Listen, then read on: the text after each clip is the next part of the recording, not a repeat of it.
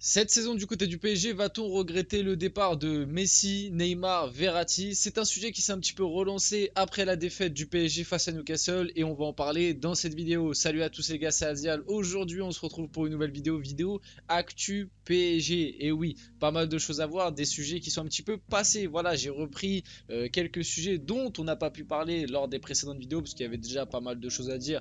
On a englobé un petit peu le cas Mbappé et tout. Aujourd'hui, on va parler principalement du trio qui est parti et qui, voilà, ça a relancé un petit peu, ça a mis un petit peu de l'huile sur le feu. Même moi, je dois avouer, j'en ai fait un petit troll lors de mon débrief Newcastle PSG. Est-ce que ce trio-là va nous manquer cette saison? Je vais essayer d'y répondre, retracer un peu l'histoire et tout. On va aussi voir pas mal d'autres choses. C'est une vidéo actu PSG, les gars. On va aussi parler de 2-3 déclats actu et tout, infos autour du coup du PSG, voilà, via Vitinha. On va voir quelques trucs via Thiago Silva qui permet de lancer cette petite vidéo parce qu'il a liké un post et tout.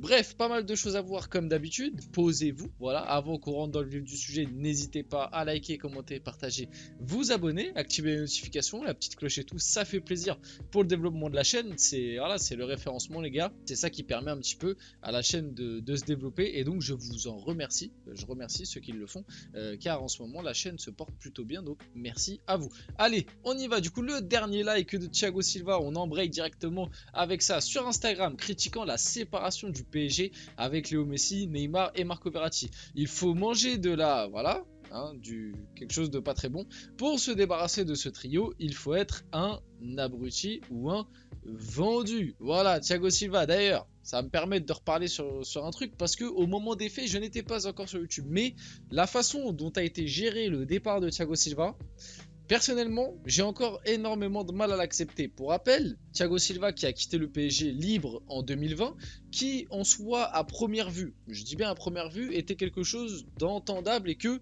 j'avais accepté. Parce que voilà, Thiago Silva il arrivait à un âge assez conséquent, voilà 36 ans si je ne me trompe pas au moment où il quitte le PSG, et que du côté de la direction parisienne, donc à cette époque-là Leonardo, avait expliqué à Thiago Silva que le renouveler alors qu'il arrivait à 36 ans et que le PSG avait quand même à ce moment-là Marquinhos et Kimpembe qui était plutôt en puissance, c'était quelque chose de pas envisageable. Thiago Silva l'a accepté, il a quand même accepté par rapport à Cavani. Moi pareil, ça j'oublie pas, Cavani qui n'a pas accepté de faire le Final 8 parce que le PSG ne voulait pas le prolonger via ses blessures, etc. Bref, je sais que Cavani ça a été le chouchou du parc et qu'il l'aimait beaucoup. Moi quand même sur certaines choses, Cavani j'ai des problèmes avec lui. Quand même, je l'aime dans le fond, on l'aime tous bien, mais il y a quand même eu des moments assez bizarres, et notamment le fait qu'il refuse de faire le Final 8 parce que, soi-disant, il avait déjà trouvé un club, alors qu'au final, le mec, il a signé au dernier moment à Manchester United à la fin du mercato, c'était inattendu, bref. Donc Thiago Silva, l'argument principal, ça a été de le tège parce qu'il était trop vieux et que le PSG voulait faire de la place à Kimpembe Marquinhos, qui s'entendait. Tout ça pour que, quelques mois après, allez, ouais, un an après, on va être gentil, même pas en vrai, tu vas chercher Sergio Ramos, qui est plus vieux que Thiago Silva. Non, il n'y a pas un petit problème de cohérence. Bref, c'est pour ça que Thiago Silva, depuis, il a un petit peu mauvaise via la direction du PSG, même s'il reste encore un supporter qui suit activement le club.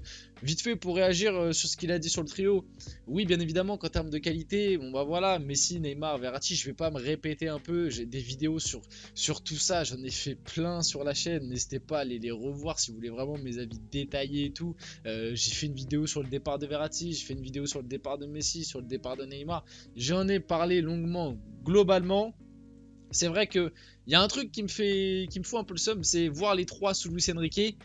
Ça aurait quand même été pas mal parce que malgré tout, on dit oui, Luis Enrique, les trois ça aurait pas fonctionné parce qu'il demande un pressing. Déjà, Neymar et Verratti faisaient le pressing quand il fallait. Messi, c'est autre chose. Mais avec le ballon surtout, c'est-à-dire que cette année, il y a des idées de jeu avec le ballon et tout, ça aurait pu être magnifique. Surtout que Messi et Neymar ont déjà connu Luis Enrique, donc ça aurait pu être fantastique. Maintenant, voilà, regretter leur départ, je ne pense pas. On démarre un nouveau projet. Messi, dans tous les cas, même sans démarrer un nouveau projet, pour moi, il fallait pas qu'il reste parce que malgré ses statistiques, moi je trouvais que dans l'attitude sur le terrain et tout, c'était pas bon. Voilà, on va se dire la vérité. Oui, il a fait des stats, etc. Oui, pour certains. Et je le vois toujours dans vos commentaires. Vous lui trouvez tout le temps des trucs pour le dédouaner. Moi, je suis désolé. Le PSG a mal fait les choses avec lui, mais lui a aussi très mal fait certaines choses avec le club et l'équipe à des moments. Il a fait ses stats, c'est très bien. Il a eu la Coupe du Monde pendant qu'il était au PSG. Je suis très content pour lui. C'est le meilleur joueur du monde. Plus personne ne peut rien dire. Enfin, c'est le meilleur joueur de l'histoire du football. Plus personne ne peut rien dire là-dessus. Et franchement, voilà, fallait qu'il parte dans tous les cas. Même pour lui, hein, je pense que voilà, il se sent bien mieux. Il nous l'a rappelé du côté des États-Unis. Donc voilà, Neymar et Verratti, c'est un peu différent. Malgré tout, c'est des joueurs qui avaient des gros salaires. C'est des joueurs qui arrivaient proches de la trentaine. Et c'est deux joueurs qui physiquement ont connu des petits pépins. Alors certes, tu perds énormément de créativité, qui on le voit, ça relance des débats à l'heure actuelle, aurait pu nous aider dans ce PSG là, oui c'est vrai. Maintenant, voilà, tu as eu des bonnes offres, hein. Moi je le répète, Neymar j'étais pas pour le vendre. Maintenant quand tu reçois 100 millions, voilà, 100 millions pour Neymar, on va se dire la vérité, c'était quasiment inespéré. Verratti, tu arrives quand même à le vendre 50 millions. Ça reste des ventes très bonnes pour le club. On s'en rend pas compte, mais l'économie de salaire des trois et la vente de Neymar et Verratti, je pense que c'est quelque chose. Il y a un an, tu me disais, ouais, il y a un an, tu m'aurais dit, ouais, le PSG va vendre Neymar 100 millions et Verratti 50. Je te dis, waouh, frérot, tu vois, c'était quelque chose qui n'était pas acquis. Donc, voilà, sujet un petit peu clos, un petit peu sur Thiago Silva, le like et tout. Bon, il a quand même critiqué un petit peu le PSG, mais bon, c'est pas grave. Nasser, on va en parler aussi de ça. J'en ai fait une vidéo un petit peu dédiée sur est-ce que le PSG était ingrat sur le fait que Messi, quand il a gagné la Coupe du Monde, ça avait lancé un petit débat. En tout cas, lui Nasser depuis a répondu sur le manque de reconnaissance du PSG évoqué par Lionel Messi après son titre à la Coupe du Monde. Nous avons publié une vidéo et célébré Messi à l'entraînement en privé. Nous sommes un club français, c'était sensible de faire la fête au stade. Tout à fait logique, rien de plus à dire, je me suis déjà expliqué en plus dans une vidéo. Messi qui ne comprend pas pourquoi son titre de Coupe du Monde n'a pas été célébré face au pays contre lequel il a gagné, dans la capitale, et en plus dans une saison où il était pas mal critiqué du côté du PSG. J'ai vraiment pas besoin de développer plus, je pense que vous avez la réponse vous-même pourquoi ça s'est passé comme ça. Et encore, il a quand même eu une petite cérémonie, applaudi par tous les joueurs, le staff, un petit trophée, des vidéos. Ça va quoi. Le mec, en gros, il voulait que le stade s'agenouille devant lui, quoi. Ce qui n'est pas fait. Vite fait aussi rebondir sur cette petite polémique. Je vais pas vous mentir que de base, quand c'est sorti, j'en avais prévu une vidéo. Et au final, ça a été très vite démenti. Donc j'ai un peu annulé le projet vidéo. Lionel Messi a Vitinha lors d'une altercation à l'entraînement au début de l'année. Non seulement t'es faible, mais en plus tu me fais mal. Ça a été démenti par Vitinha, cette information de l'équipe. Maintenant, est-ce que Vitinha a démenti entre guillemets pour pas salir l'image de Messi, ou même ça se trouve qu'on lui a demandé de démentir, ou est-ce que je ne sais pas. Moi je pense malgré tout que voilà, c'est un démenti. Je pense que soit ça a été sorti de son contexte, soit ça s'est pas du tout produit. Mais c'est vrai que je me rappelle quand même que au moment du coup, enfin au début de l'année, il y avait des infos qui étaient sorties, pas dans les grands médias, dans les médias suiveurs du PSG uniquement, il y avait des infos qui étaient sorties comme quoi Messi et Vitinha avaient eu une petite altercation à l'entraînement. Donc, est-ce que ça fait référence à ça? Est-ce que juste les mots employés là dans l'intitulé sont faux et que juste Messi il a dit à Vitinha ouais arrête de me faire mal ou ouais enfin on sait pas. Mais voilà, malgré tout Vitinha a démenti, donc on ne va pas plus polémiquer là-dessus, j'ai envie de dire. En plus Vitinha, on enchaîne un petit peu sur lui, qui déclare son amour pour le PSG. Le PSG est un grand club, j'aime ma vie ici et j'espère rester très longtemps. Vu tes performances actuellement, tu m'aurais sorti cette déclaration l'année dernière, j'aurais peut-être été un petit peu plus piquant. Je t'aurais dit non, non, tu vas pas rester toute ta vie, toute ta carrière ici. En ce moment, voilà, Vitinha, c'est l'une des pierres angulaires de cet effectif. Je suis très content de ses performances dans ce nouveau rôle là de milieu gauche. Là, il était très bon. Je pense que Luis Enrique s'en est rendu là après le match face à Rennes. Et j'espère qu'il ne va plus sortir du 11 parce que remettre un Colomoni à gauche dans cette disposition-là, c'est une catastrophe sans nom. Vitinha a aussi parlé un petit peu sur Kylian Mbappé au micro de Téléfoot. Kylian, c'est un grand joueur, le meilleur aujourd'hui. Je m'entends très bien avec lui sur le terrain. On combine bien dans les pieds, mais aussi dans la profondeur pour lui. C'est un truc important.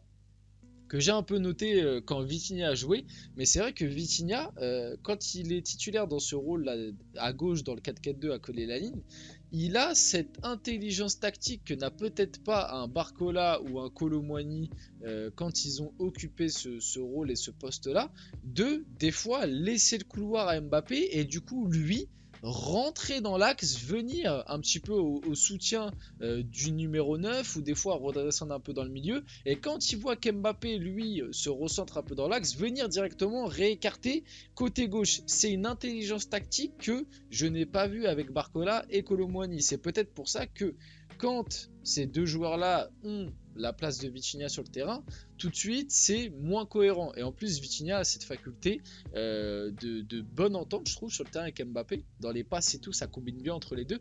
Et il a cette faculté que c'est un milieu de terrain de base. Donc il a plus le profil de conservateur, savoir poser le tempo quand il faut, accélérer quand il faut et tout, alors que Barcola, Kolo Muani, quand ils ont la balle dans les pieds, bah tout de suite ça cherche à provoquer, accélérer, déborder, vous voyez. Donc c'est très différent. Moi personnellement je préfère la version avec Vitinha. On enchaîne un petit peu avec Mbappé. Didier Deschamps, petite déclaration. Est-ce que ce serait injuste que Kylian Mbappé ne soit pas l'heureux élu du prochain Ballon d'Or? Didier Deschamps a dit oui, injuste, carrément. Bon, on peut se dire, c'est normal, c'est Didier Deschamps, sélectionneur de l'équipe de France, Mbappé c'est ton capitaine, c'est ton meilleur joueur. En termes statistiques, Mbappé peut rivaliser, on va dire, avec Haaland et Messi, mais bon, à côté, t'as un mec qui a gagné la Coupe du Monde, et de l'autre côté, t'as un mec qui a fait triplé, championnat, Ligue des Champions, Coupe. Et les deux en plus ont des statistiques similaires à toi. Donc tu te doutes bien que Mbappé, moi je l'ai mis top 3 dans mon classement Ballon d'Or. Quand j'avais parlé un peu du Ballon d'Or, je l'avais mis top 3, je le mets toujours top 3. J'ai pas changé d'avis là-dessus. Il sera troisième d'ailleurs pour moi. Je vois pas qui sera troisième devant lui. Maintenant, laisse ça mon grand. Laisse ça aux deux véritables potentiels vainqueurs et laisse les débats à ces deux-là. Même si c'est vrai que je l'ai déjà expliqué que finalement, si en finale de Coupe du Monde, la France gagne la séance de tir au but, et bah, est-ce que le Ballon d'Or, on aurait fait tout ce tintouin pour le donner à Mbappé? Je suis pas sûr. Bizarrement, je suis pas sûr, parce que là, c'est Messi qui a gagné la Coupe du Monde. Mbappé et Messi ont globalement les mêmes stats. Même je crois qu'Mbappé est un peu mieux. Les seuls trucs qui les différencient, ils ont joué tous les deux dans le même club. Le seul truc qui les différencie, c'est la Coupe du Monde. Les deux se sont joués en finale. L'un met un triplé, l'autre met un doublé. Et la séance de tir au but départage. Une chose que les deux, finalement, n'ont très peu d'importance. Est-ce que si Mbappé gagne cette séance, enfin la France gagne cette séance de tir au but, Mbappé est champion du monde, est-ce que tout le monde le met Ballon d'Or comme on le fait avec Messi? Je suis pas sûr. J'ai peut-être lancé un petit débat. D'ailleurs, pour finir la vidéo, Cédric Doumbé, Kylian, je l'ai eu hier au téléphone. D'ailleurs, j'étais un peu vexé. Ça, c'est un gros scoop. Je lui ai dit, Kylian, tu me déçois. Franchement, je pensais qu'on était amis. Tout le monde voit que t'es surpris quand je mets un KO en 9 secondes. Mais pourquoi t'es surpris? C'est pour finir la vidéo. Voilà, tranquille, léger. J'espère que cette vidéo vous a plu. Voilà, n'hésitez pas à la liker, commenter, partager et vous abonner. C'était Azial. On se retrouve très rapidement pour une prochaine vidéo.